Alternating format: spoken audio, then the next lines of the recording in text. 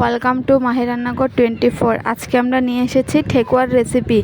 যেখানে আমি আটাটা এখানে চিনি আর একটু লবণ আর সয়াবিন তেল দিয়ে ঠান্ডা পানি দিয়ে একদম ভালো মতন মথে এই যে আমার ভাগ্নি ভালো মতন একদম মথে নিচ্ছে। এভাবে মথার কারণে কিন্তু পিঠাগুলো একদমই সফট হবে। এই যে দেখুন আমি একদমই সফট ডো হয়ে গেছে। এবার এগুলো ছোট ছোট করে লেচি করতে হবে। ঠেকুয়াটা বানানো হয় ছাঁচা দিয়ে। এই যে ছাঁচাগুলো আমি ভালো মতন ধুয়ে রেখে দিয়েছি। এই যে ছোট করে লেচি করে নিয়েছে। এই যে এই ছাঁচাগুলো দিয়ে ছাঁচাটার মধ্যে একটু সয়াবিন তেল লাগিয়ে তারপরে ভালো মতন এই পিঠাগুলো বানাতে হয়েছে। দেখুন সুন্দর করে পিঠাটা উঠে যাবে। এই যে দেখুন সবগুলো পিঠা এক একটা ডিজাইনটার হবে। এইভাবে ছাঁচার মধ্যে করে বানালে অনেক সুন্দর হয় দেখতে, আর খেতেও অনেক ভালো লাগে। এই যে দেখুন একদম সফট হয়েছিল ডোটা, আর অনেক সুন্দর হয়েছিল ডোটা, কিন্তু দেখতে বোঝা যাচ্ছে। এই যে এবার ভালো মতন হাত দিয়ে চেপে ডিজাইনটার জন্য এই যে ভালো মতন ডিজাইন হয়ে গেছে। এই যে দেখুন এক এক রকমের ডিজাইন করে বানিয়ে নেওয়া হয়ে গেছে। এবার এখানে সয়াবিন তেল গরম করে ভালো মতন তেলে দিয়ে ভাজা করা হচ্ছে। এই যে দেখুন এই যে তেলটার মধ্যে ভালো মতন ভাজা, এই যে সবগুলো এক এক করে ঢেলে এপিট করে ভালো মতন ভেজে নিলে ঠেকুয়া রেডি হয়ে যাবে। এই যে খেতে কিন্তু ভীষণই মজা হয়, একদমই সফট হয় পিঠাটা খেতে। এই যে দেখুন এক এক করে সবগুলো পিঠা ভালো মতন ভাজা করা হচ্ছে। এই যে আমাদের লোহার কড়াইতে এই জন্য একটু কালো লাগে।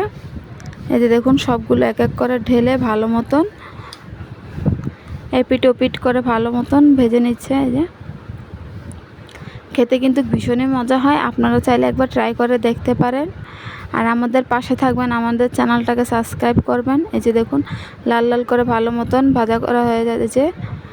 এটা ভাজা করা হয়ে গেছে লাল করে। এবার এক এক করে এই যে এবার এক এক করে তুলে নিলে আমাদের পিঠা একদমই রেডি। এই যে দেখুন সবগুলো পিঠা একদম আমাদের বানানো হয়ে যাচ্ছে। এই যে এক এক করে আমরা সবগুলো তুলে নিচ্ছি। এই যে আমাদের পিঠা দেখুন দেখতে যত সুন্দর দেখা যাচ্ছে, খেতে কিন্তু আরও বেশি ভালো লাগছিল। এই যে একদম ভীষণ মজাদার একটা শর্টকাট একটা পিঠার রেসিপি। এবার আজকে আমরা বানাবো ডাল দিয়ে পুঁই শাক দিয়ে বড়া। এই যে আমি পুঁই শাকগুলো ভালো মতন বেছে ধুয়ে নিয়েছি। এখানে একদম ভালো করে একদম কুচি করে কেটে নিচ্ছি। এইভাবে বিশেষ করে বাচ্চাদের জন্য বানালে অনেক ভালো হয়, কারণ বাচ্চারা শাকটা খেতে চায় না। এইভাবে ডাল দিয়ে শাক দিয়ে বড়াটা বানালে তারা ভীষণ মজা করে খায়। এই জন্য আমি আজকের বড়ার মধ্যে মরিচটা দেই নাই। এই যে ডাল, এখানে এক পা ডাল ভালো মতন সিদ্ধ করে ভালো মতন আমি 1 ঘন্টার মতন ভিজিয়ে রেখেছিলাম। ভিজানোর পরে ভালো মতন বেটে নিয়েছি। আর এই যে দেখুন বেটে একদম রেডি। এই যে পুঁই শাকগুলো একদম কুচি করে কাটানো হয়ে গেছে। এই যে দেখুন পুঁই শাকটা একদম কুচি করে কাটা হয়েছে। এই যে এখানে পেঁয়াজ কুচি করা হয়েছে। এই যে পেঁয়াজ কুচিটা হয়ে গেছে। এবার আমি এক এক করে সবগুলো উপকরণ দিয়ে দিব। পুঁই শাকের সাথে আমি এখানে পেঁয়াজ কুচি দিয়ে দিচ্ছি। এখানে আমি 1 চামচ লবণ দিয়েছি পরিমাণ মতন। এরপরে আমি ছোট চামচ দিয়ে 1 চামচের মতন হলুদের গুঁড়া দিয়ে দিচ্ছি। এটা স্বাদ বাড়ানোর জন্য আমি এখানে কয়েকটা ম্যাগি মশলাও দিব। আমি এখন সব ডালগুলো ঢেলে দিয়েছি। এই যে আমার সব ডালগুলো দেওয়া হয়ে গেছে। এবার আমি এখানে 2-3 প্যাকেটের মতন ম্যাগি মশলা দিয়ে দিচ্ছি। ম্যাগি মশলাটা দেওয়ার কারণে টেস্টটা আরও মজা হয় খেতে। এই যে আবার ভালো মতন আমি হাত দিয়ে ভালো মতন মিক্স করে নিচ্ছি। এই যে দেখুন আমি হাত দিয়ে ভালো মতন মিক্স করে নিয়েছি। আর এখানে আমি ফ্রাই প্যানের মধ্যে সরিষার তেল দিয়ে দিয়েছি। সরিষার তেলে আমি আজকে ভাজা করব। এই যে আমি সরিষার তেল এখানে নিয়েছি পরিমাণ মতন। এবার এই যে দেখুন আমার মাখানো একদম হয়ে গেছে। এবার আমি ছোট করে আমি ভেজে নিব বড়াগুলো। আপনারা চাইলে আপনাদের মন মতন করেন ভাজতে পারেন। আমি আমার পরিমাণ মতন করে ভেজে নিচ্ছি। এই যে আমি বেশি ছোট না বেশি বড় না, মাঝারি করে দিয়ে ভেজে নিব। আমি এখানে এক এক করে আমি সবগুলো দিয়ে দিচ্ছি।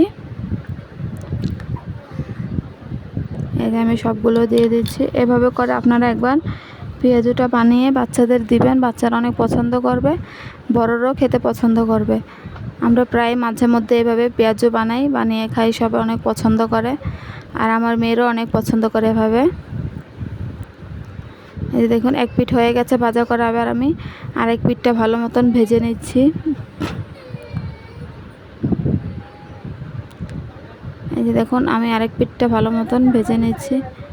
এই যে দেখুন আমার এক পিঠটা হয়ে গেছে, আমার আরেক পিঠও ভাজা হয়ে যাচ্ছে। এই যে দেখুন আমার একদম পেঁয়াজও বানানো হয়ে গেছে।